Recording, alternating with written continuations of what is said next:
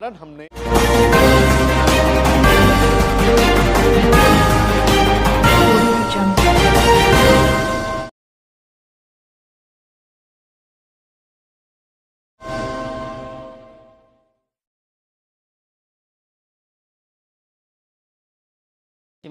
सामने आई है जिसमें करीब 11 लोगों की जान चली गई है रेल से कट के। इस वीडियो में जानने की कोशिश करेंगे डिटेल में। तो आपको बता दूं, ट्रेन नंबर 12533 पुष्पक एक्सप्रेस जो लखनऊ से चल के सीएसटी जाती है मुंबई, और दूसरी ट्रेन इन्वॉल्व है इसमें 12627 कर्नाटका एक्सप्रेस जो यहीं बेंगलुरु से न्यू दिल्ली को जाती है। तो आज करीब 4 बजे जलगांव रेलवे स्टेशन से पुष्पक एक्सप्रेस वहां से निकली थी। उसका स्टॉपेज भी वहां पे नहीं है, लेकिन जो सीपीआरओ हैं उनका कहना है 4 बजे वहां से निकली थी। हो सकता है क्रॉस कर रही होगी। और रेलवे बोर्ड के जो सदस्य हैं उनका कहना है जलगांव स्टेशन पे कुछ लोग चढ़े थे। वो आपको बाइट भी सुनवाऊंगा। जो सूचना हमें मिली है उसके अनुसार जलगांव से बहुत सारे यात्री पुष्पक एक्सप्रेस में चढ़े थे। पुष्पक एक्सप्रेस का परिचालन लखनऊ से सीएसटीएम के बीच होता है, मुंबई के बीच होता है।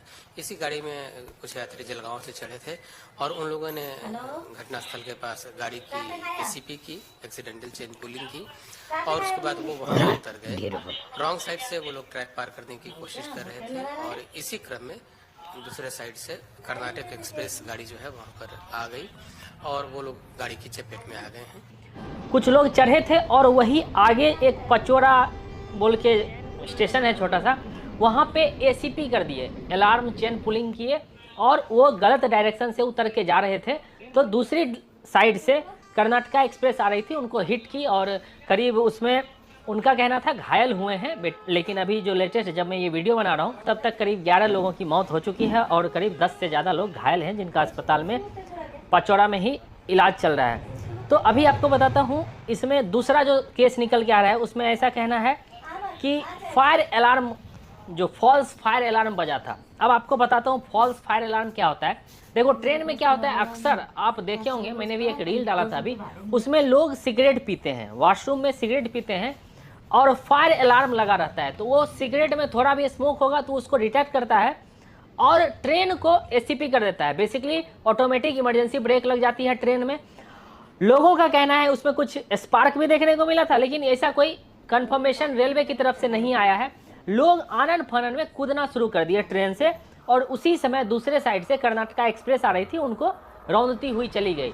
यहाँ पे सिनारियो ये है जो अनुमान लगाया जा रहा है। अभी इसमें जो डिटेल रिपोर्ट अगर आएगी रेलवे की तरफ से तो उसमें आपको चीज़ें निकल के आएगी। लेकिन मेरा जो मानना है, मैं जो समझ पा रहा हूँ, गाड़ी रुकी है, अगर कोई फॉल्स भी अफवाह उड़ा दिया कि भाई ट्रेन में आग लग गई है, तो अपना भी आँख और कान तो लोगों को है, वो देखना होता है जो भाई लगी भी है कि नहीं, धुआं जोर से उठने लगा है, तब आप ट्रेन से कूदोगे।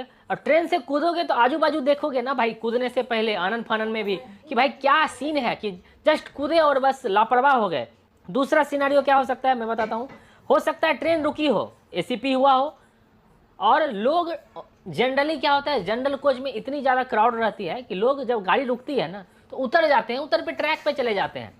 उसी दौरान कर्नाटका एक्सप्रेस आई, रौंदती हुई चली गई। इसमें जो मृतक की हालत देखोगे तो उसके शरीर के इतने टुकड़े हो गए हैं कि आप देख नहीं पाओगे, आपका मन पसीज जाएगा, और वो निर्दोष लोग थे। अब इसमें रेलवे की क्या गलती है? चलो ठीक है, ट्रेन में आग भी लग गई, आग लग गई तो आपके पास कुछ मिनट सेकेंड तो होगा बचने के लिए कि अचानक से आग तो नहीं फैल जाती, 5 सेकंड में 10 सेकंड में आग फैल जाएगी।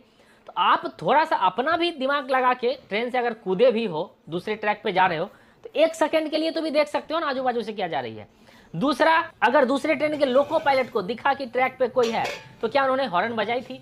हॉर्न बजाने से क्या, हॉर्न उन्होंने बजाई भी थी तो क्या उतना टाइम मिला था लोगों का जो वो हट सके? कुछ लोग तो अपनी जान बचाए हैं, बहुत के हाथ पैर कट गए हैं। जो घायल लोग हैं उनका काफ़ी इंजर्ड हैं, मतलब कोई सीरियस इंजर्ड भी है, और जिनकी जान चली गई उनको तो मौका ही नहीं मिला। तो ये हुआ होगा, वो गए होंगे दूसरे ट्रैक पे और डिस्ट्रैक्ट हो गए होंगे। ट्रेन अचानक से आई होगी, तो ट्रेन जब आती है तो पता नहीं चलता है। आपको भी ये चीज़, कभी अगर रेलवे ट्रैक के नज़दीक गए होंगे, ट्रेन आपके काफ़ी नज़दीक आ जाएगी, आपको एहसास ही नहीं होगा कि ट्रेन आ रही है जब तक कि हॉर्न ना बजाए।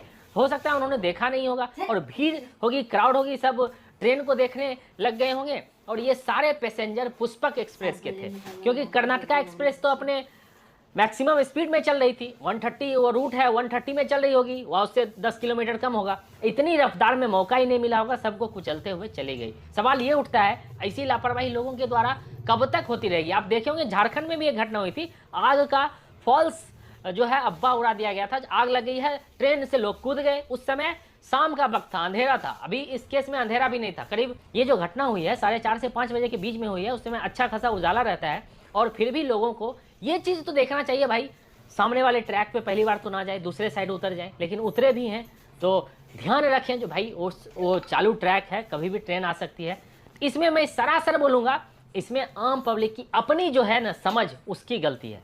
सिविक सेंस, मैंने एक बताया था कि लोग सिगरेट पीते हैं और उसका बट डाल देते हैं, बाथरूम में रख देते हैं, और आजकल इतनी गाड़ी डिटेन हो रही है, इतनी उसकी वजह से गाड़ी में ऑटोमेटिक फायर अलार्म बज रहा है और गाड़ी रुक जा रही है, इसकी वजह से गाड़ी डिटेन भी हो रही है। ये कोई ऑफिशियल व्यू नहीं है, ये मेरा पर्सनल व्यू है। जहाँ तक मुझे लग रहा है ज़्यादातर चांस है यही चीज़ हुआ होगा, अलार्म से गाड़ी रुकी होगी और लोग कूदे होंगे या उतरे होंगे, अचानक से ट्रेन आई होगी, उनको रौंदती हुई चली गई। देखो ये ट्रेन इतनी स्पीड से, अगर आप देखोगे टॉप एंगल से, ट्रेन गुजर रही है, बाजू में ही ट्रैक है और वहाँ पे लोग खड़े हैं, तो कितना टाइम ही नहीं मिलेगा, ट्रेन उसको रौंदती हुई चली जाएगी। तो ये घटना है पूरा।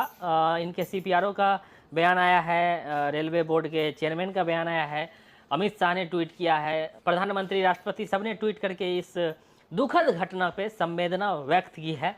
जिनकी जान चली गई है, राज्य सरकार ने उनके लिए 5 लाख का मुआवजा का ऐलान किया है, लेकिन उससे कुछ नहीं होगा। ये निर्दोष लोग सारे मारे गए और लापरवाही की वजह से किसी एक बंदे की, अगर उसने अब्बा भी उड़ाया, उसकी वजह से इन सब की जान चली गई। बहुत सारे लोगों का जो अभी अस्पताल में एडमिट हैं, रेलवे की तरफ से ऑन सारे स्पॉट पे लोग पहुंच गए, उनका एक्सीडेंट ट्रेन रिलीफ भी पहुंच गया, उसके स्टाफ पहुंच गए सेंट्रल रेलवे के सारे, और घायलों की मदद की जा रही है। माननीय रेल मंत्री अभी स्विट्ज़रलैंड में हैं, वहाँ से उन्होंने संवेदना व्यक्त की है और ये कह सकते हो एक मेजर एक्सीडेंट है। लोगों के जान जाने का, करीब 11 लोगों की मौत हो गई है और जो काफ़ी दुखद है। इस पर क्या कुछ रहता है हम आपको अपडेट देने की कोशिश करेंगे। ये घटना का पूरा क्रम था। और कमला भंडारी या मूळच्या नेपाळच्या असून त्या मुलगा आणि सुनेसोबत मुंबईत राहत होत्या। कमला भंडारी या महिन्याभरापूर्वी नेपाळमध्ये गेल्या होत्या। नेपाळ येथून लखनौला आल्या आणि लखनौ येथून सुनेसह त्या पुष्पक एक्सप्रेसनं मुंबईला येत असताना प्रवासात ही दुर्दैवी घटना घडली। कमला भंडारी यांचा लेक तपेंद्र मुंबईतून जळगावला आईचं पार्थिव घेण्यासाठी पोहोचला। आईचा मृत्यू झाला त्या घटनास्थळी पोहोचल्यानंतर त्या ठिकाणी आईचे पडलेले कपडे पाहून त्याला अश्रू अनावर झाले।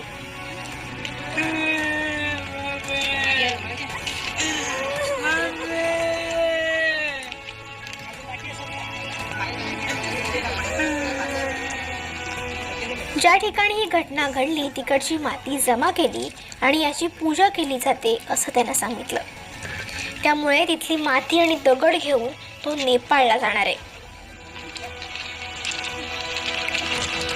ज्या पुष्पक एक्सप्रेसनं माझ्या आईचा जीव घेतला त्या रेल्वेतून मी आईचा मृतदेह घेऊन जाणार नाही असं कमला भंडारी यांच्या मुलानं सांगितलंय आणि एअर ॲम्ब्युलन्सची मागणीही केली आहे।